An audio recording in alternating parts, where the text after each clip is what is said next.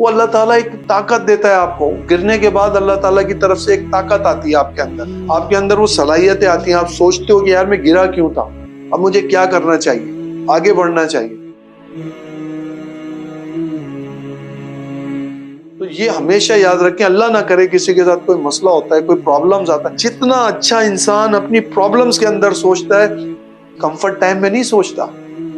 Problems کے اندر انسان اپنی ساری دماغی صلاحیتیں استعمال کرتا ہے.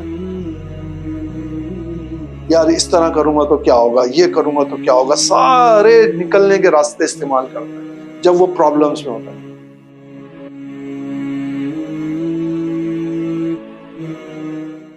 تو جب وہ پرابلم میں ہوتا ہے تو وہ ساری چیزیں استعمال کرتا ہے, تو اللہ تعالیٰ اسے اور آگے کی طرف لے کے جاتا ہے, اور نئی چیز اس کے ذہن میں آتی ہے کہ اس طرح کرنا ہے, اس طرح کرنا ہے.